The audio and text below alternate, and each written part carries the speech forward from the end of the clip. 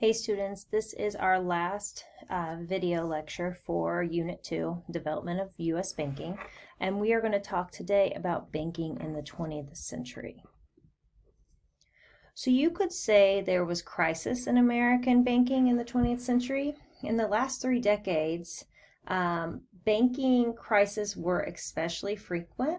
The Federal Reserve System was created in 1913, and this was the beginning to modern era of American banking. A federally regulated system of national banks dominated American banking up until the year of 1864. These banks were allowed to issue currency. The currency was printed by the federal government. The currency was created with specific sized and specific designs. The amount of currency that was issued was regulated by the national bank's capital. And at this point period, there were various bank failures and financial crisis. The central problem against the banking system was in response to the money supply. They were having problems shifting the currency around the country in response to local economic changes. This issue eventually led to another issue called bank runs. And bank runs are a phenomenon in which many of the bank's depositors try to withdraw their funds due to fears of the bank failure. In the past, bank runs have been known to be contagious, with a run on one bank leading to a loss of faith in other banks, causing more bank runs. This led to widespread panic and devastation in the local economy. And the event of the panic led to some state governments to offer deposit insurance on banks' deposits. This guaranteed that depositors would be paid even if the bank was unable to come up with the funds. The Panic of 1907 consequences devastated the entire country, leading to a 4-year recession. This panic started in New York institutions such as trusts that accepted deposits, but they were meant to manage only inheritances and estates for the wealthy. They were less regulated because they were only supposed to be involved with low-risk activities, but these trusts had lower reserve requirements and lower cash reserves than national banks. And during the first decade of the 20th century, the American economy boomed. Trusts started to speculate in real estate and the stock market. These were areas that were forbidden to national banks. Trusts were being less regulated. The national banks allowed them to pay higher returns to their depositors. Trusts grew rapidly because depositors considered them equally safe compared to national banks. So the total assets in New York were as large as the national banks by 1907. The trust declined to join the New York Clearinghouse because they would be required to hold higher cash reserves, which would reduce their profits. The failure of the Knickerbocker Trust, a large New York trust, was the start of the Panic of 1907. It failed when it suffered massive losses in unsuccessful stock market speculation. This caused pressure for other New York trusts. Depositors became nervous and started to withdraw their funds. And the New York Clearinghouse would not help or support the trust. 12 major trusts had gone under in just 2 days, and the stock market plummeted and the credit markets froze. And stock traders could not get a credit in order to finance their traders. So business confidence no longer existed, and this became an all-time low. But we've heard of J.P. Morgan, and we actually watched a film on J.P. Morgan, and that banker, he was the New York's wealthiest man, stepped in and put an end to this panic. The crisis was rapidly growing, and it would eventually submerge institutions in good standing, trusts, and banks alike. And he worked with other bankers and wealthy men, including John D. Rockefeller and the U.S. Secretary of the Treasury. And they worked to shore up the reserves of banks and trusts in order to withstand the massive amount of withdrawals. And that helped the panic cease once people were completely certain that they were able to withdraw their money. And this panic lasted only a little more than a week, but the panic and the crash of the stock market destroyed the economy. The Panic of 1907 and the financial crisis of 2008 both caused large losses from risky speculations, weakening the banking system. We could also see this in the Great Depression, and you've talked about or heard of the bank runs in the Great Depression. It's when the stock market crashed. Know that $9 was invested for every $1 that was deposited. That is just crazy. 9,000 banks closed, a third of the money supply was wiped out, and many countries significantly increased financial regulations because of this crisis as well. Post-World War II, we had the creation of the International Monetary Fund and the World Bank. Let's take a second and look at both of those. The International Monetary Fund is an international organization. It's in Washington, D.C., and it consists of 189 countries working to foster global monetary cooperation, secure financial stability, facilitate international trade, promote high employment and sustainable economic growth.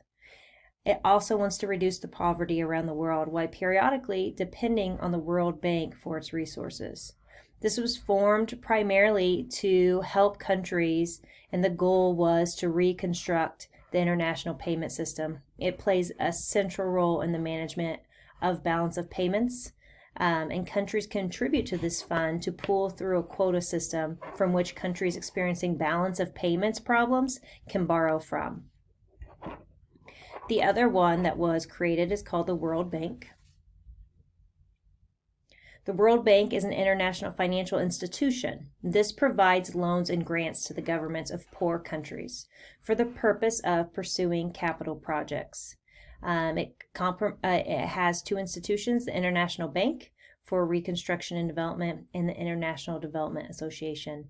The World Bank is a component of the World Bank Group. And you know that the World Bank is also really, really crucial to the reduction of poverty, and that is their goal. Both of these encouraged commercial banks to start lending to third world countries. Inflation, though, began to rise in the West. So then after post-World War II, the gold standard eventually abandoned, where we no longer every dollar bill or every coin is set to the gold standard where you could trade it in for gold. We now just have paper money, and we all are in agreement that the $1 bill means that you have $1. $5 bill means you have $5. The gold standard had to be abandoned after World War II. I have a quick video that I thought was interesting. This is the first ATM machine, and just watch and see how they created it and how it has came to present day.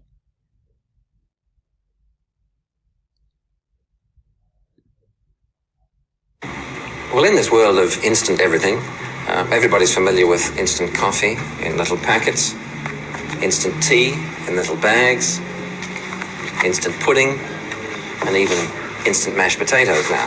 But perhaps the nicest thing of all is this recent innovation by the Commercial Banking Company of Sydney. It's a little card that brings you instant cash. And all you do is this.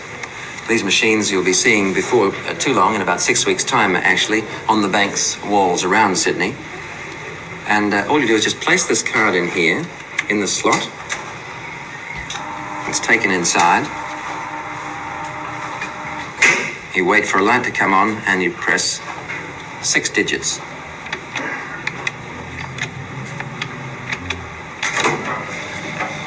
Wait a second or two and out drops your instant cash. $25 of it. It seems very simple and very nice. It's not quite as easy as all that. Ian Masters is the representative of the Chubb Company, who are going to be installing these machines for the Commercial Banking Company. I'd love for you to watch the rest, but in this presentation, I'm not going to play the whole video. But to know, this was the very first ATM. This ATM was in Sydney, Australia. You put in your card, you got $25 out, and it kept your card. The bank would have to send that card back to you at a later date. People thought this was great, though, because if you weren't available to go to the bank from 9 to 5 and you needed money out, it was your way of getting money out. $25 today is about $170. And so they were able to get that much money out at any specific time. It was crucial to banking, and it just changed the way banking works. And again, I think that some of you in this generation will not even see ATMs out by the time you have your own kiddos. I think they're going to be non-existent. Recent banking. So the basic banking system remained unchanged until about 1980. During the 80s and 90s, several acts were passed that affected banking. changes in the way the Federal Reserve deals with Congress and in the way it prices its services to members' banks fine-tuned the system. The Reserve and its chair became more independent of government. Its primary goal is to promote general economic health more than any particular policy. There's challenges. There's always inflation, recession, and the modernization of changed banking that dramatically changes this and dramatically changed business in the Roosevelt's time. Let's talk a little bit about inflation and banking. So inflation contributed to bank changes that occurred in the 70s and 80s and even in the 90s. Inflation is the rise in general prices. You might think that an increase in money supply and incomes is a good thing, but what tends to happen is that prices go up as well. So a sustained increase in cost and money supply leads to money having less purchasing power. So let's think in 1932, a wool sweater cost $1 and a gas stove cost $19.95.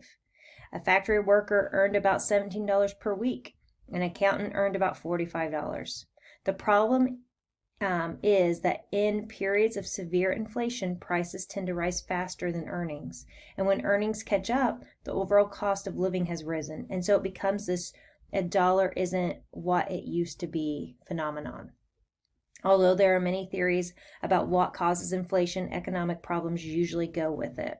Periods of runaway inflation, no one can keep up because the value of money does not match the value of goods. And it takes more and more money to buy fewer and fewer things. Just such a cycle occurred in the 70s and 80s, where prices, wages, and interest rose rapidly, partly because of an excess of easy credit and money supply. And during the same period, banks struggled because the law limited the amount of interest they could pay.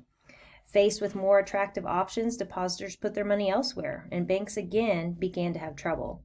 And although inflation was rising, the economy as a whole was not doing especially well, producing an unusual circumstance called stagflation. The combination of stagnant economy, high inflation, and high unemployment led to this. During the 70s, inflation was about 14% per year. To combat inflation, that's where we have the Federal Reserve. And we'll talk about what the Federal Reserve can do. They can tighten the money supply and allow interest rates to rise. In a severe recession followed by inflation, recession occurs when there is a decline in total production, lasting a minimum of 2 consecutive quarters. And so in the 90s, we saw the longest period of sustained growth in the U.S. history. The root causes of stagflation during the 70s included just the rising cost of energy and food. By now, in the end of the early 2000s, there was a concern that the U.S. economy was going to have a sharp increase in prices for energy and food, and we knew we were heading into an issue, and we saw that issue hit in 2007. So let's basically go over the early 2000s. The financial crisis we've talked about in 2008 involved institutions that were not strictly regulated. It also involved excessive speculation. The U.S. government did not want to take action until the scale of the crisis was obvious. So advances in technology and financial innovation caused a weakness in the system, which played a huge role in 2008. The trust in the financial system collapsed. Financial firms suffered from the large losses. It was so severe, it was a vicious cycle leading to a credit crunch for the economy as a whole. Firms were unable to borrow, individuals could not get home loans, and credit card limits decreased. Regulators tried to prevent a repeat crisis in past, but the Federal Reserve stepped in to help, thankfully. They provided cash to financial systems, lending funds to institutions, and bought private sector debt. And in 2008, they decided to allow Lehman Brothers, a major investment bank, to fail. This was a bad decision, considering widespread panic flooded the financial markets.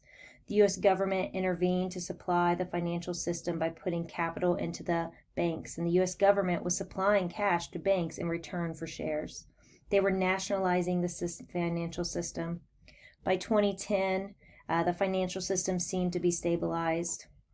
The recovery did not bring a successful turnaround for the whole economy, and the recession ended in June 2009, but we still saw high unemployment, and the crisis led to issues in the later 2000s.